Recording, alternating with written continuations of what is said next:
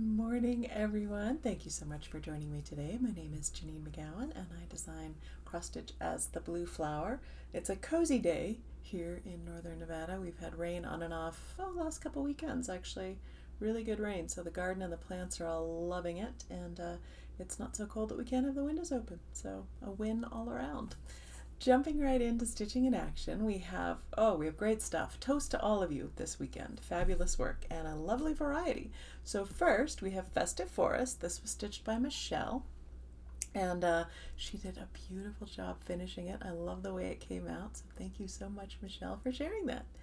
Next up, we have Welcome Spring. This was stitched by Catherine. This was a market freebie several years ago, and I think it's on the free page of the website, although I'd have to double check, and I didn't get a chance to do that.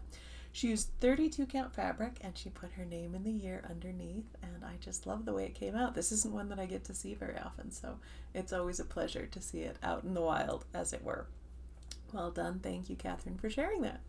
Next up, we have Happy Campers. This was stitched by Joyce, and she did great personalization on this one.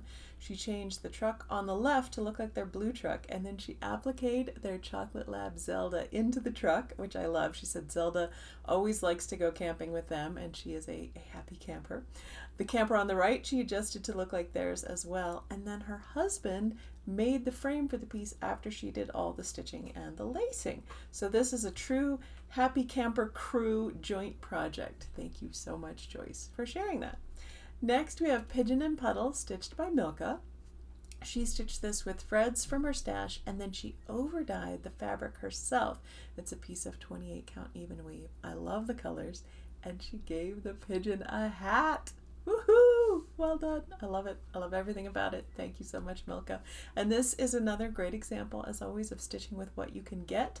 I know a lot of people have had trouble getting the cottage garden or just didn't feel like that was an investment that they wanted to make, and there's absolutely nothing wrong with that.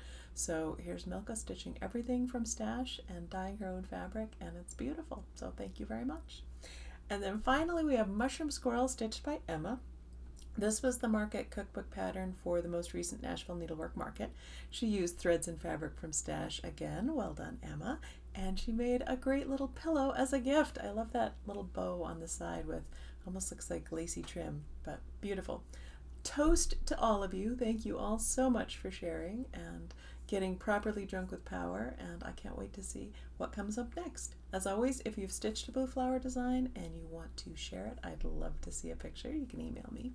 And if you want some inspiration, you can go to the Stitching in Action page on the website and see what other people have done. What I'm stitching, I'm still working on Elizabeth Cooper from Fox and Rabbit. I have made big progress though. And I did the verse, got it recharted for the slight adjustment, and finished all that over one stitching. I still need to put my name and the date on it, although the date that I charted I'm not going to make, so I'll have to switch it from April to May, but it's almost done. I really want to get it finished soon so that I can start my next project before I leave for Florida in a couple of weeks. Oh, pardon me. Sorry, it's early and I have only had one cup of coffee, so I will be enjoying more coffee as soon as this video is done. But if I have it while I'm filming, it just gets cold, so it's not worth it. All right, on to Stash Spotlight. This is one of the more interesting, or I guess unexpected, pieces that I picked up at market. I hadn't seen it in any of the previous stuff. I just missed it. And when I was going around looking at different booths, this one really stood out for me. It's from Counting Puddles, and it's called a Modern Wedding Sampler. But I just love the way that you have this really intense floral border with a lot of different things, and it would be fairly straightforward to switch the colors if you wanted from pinks and reds to blues or purples or whatever you wanted to use. She has alphabets and numbers included, so you could customize it for anybody really. Initials, a full name, a birth sampler, a friendship sampler, anything you want really. And then it's also got, it's gonna be a little bit hard to see, but it's got these sort of blackwork inspired elements in the center. So I just really liked it. It's not enormous, it's 160 by 160, but it would be a really lush, beautiful finish for someone, or for yourself if you wanted to commemorate a certain date or accomplishment or a pet or whatever you wanted to do. So that's my Stash Spotlight. On to World Around. This week I chose rhubarb. This is one of those plants that I've been able to grow fairly consistently in multiple environments, which automatically makes it a favorite, and it's also one of the first out of the gate in the garden for us here, so it's been going gangbusters. we've harvested our first rhubarb already. It's in the fridge getting ready to be used, and we don't even have strawberries yet, but we have rhubarb. So I thought it would be a good time to learn about it. It's a perennial garden vegetable, although we tend to cook it as though it were a fruit with sugar and make it sweeter. It needs the cool winters to grow, which I guess isn't surprising given that it originates from areas of Asia that are quite cold, like Siberia. So our puny little winters here in the desert are not going to make a dent at all if it comes from Siberia. It dies back all the way to the ground in the winter, and so it just comes up no matter what happens over the cold months. It's ready to go again in the spring. It is a member of the buckwheat family, and the stalks are edible, of course, but the leaves are toxic. And I was just harvesting some yesterday, and I had these huge leaves, and thinking, I wonder what we could do with these other than compost. Although, having learned that they're toxic, I'm not even sure you should put them in compost. So if anyone knows, maybe let me know. But you would have to eat quite a few of those leaves, I mean pounds and pounds, in order to be in any real danger. So I'm not too worried about them, although I would not like Rye to take a little nibble. Let's see. It has a lot of antioxidants, and those were actually increased when you cook it, which I thought was quite surprising. I always expected it to be the opposite. Since it does come from Siberia, it was traded, and that's how it came over to Europe and then eventually to the Americas as well. But it was traded as, along with tea, something to treat digestion and fevers, which is quite interesting. It does potentially have quite a few health benefits. Can fight high blood pressure, what was the other one? High cholesterol, protect eye and brain health, and even potentially treat some kinds of cancer. So very, very useful to have in your arsenal. It's one site that I visited said that the tart flavor, and I'll talk a little bit more about that, of the rhubarb gave rise to the name of the dessert called a tart, with the sweet pastry shell and then maybe a tart filling, which would be quite interesting. Rhubarb also became known as the pie plant because it is very good for pies, sometimes by itself and sometimes combined with something else. I actually read a book years ago which talked tangentially about a chocolate rhubarb pie, and I thought that sounded very strange.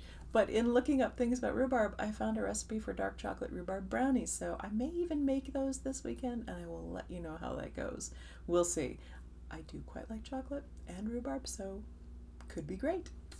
This was always a plant that our cats loved to sleep under because it has the long stalks with these enormous leaves, and it made a lovely little cave for them. So that's what I know about rhubarb. Not a lot, but really interesting to learn. So there you go. That's the world around.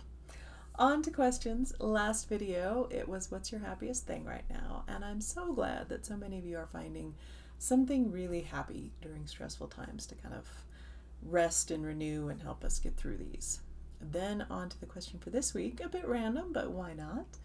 What do you call the taste of rhubarb? I said earlier it was called tart. I've always called it sour, but as many of you know, I love to watch the British baking show, and they call it sharp. So I was just curious, where you are, how is this kind of taste described? I'd love to hear about it. Best thing this video, I mentioned it before as well because I'm very excited about it. We can open the windows now. It's warm enough during the day, we can have the windows open. We used to have them at least cracked all night as well, but with the dogs it gets a little bit chilly for them, and then they get restless and they don't sleep as well, which means we don't sleep as well. So for now it's just windows open during the day, but oh, isn't that lovely when you can first have all the fresh air coming in, and at that time the air smells so wonderful and you've got some spring flowers going, and it's just such a treat. So that's my very best thing for this video. On to giveaway. Last video I said as I have 3 new releases, I'll pick 3 winners. Use the word whale in your comments, and the 3 winners are at the Opportunistic Stitcher, at mollygrub5372, and at Debbie Boudreau 331. So if each of you could drop me an email, let me know if you'd like an electronic copy of any of my designs, or your mailing address if you'd like me to mail you a copy, I would love to share those with you. Thank you. Now, giveaway this video. This is another fun one that I got at market. This is called the Easter Biscornu Trio from Puntini. I really, really love these. I love that there are several different designs, and I got to see them in person.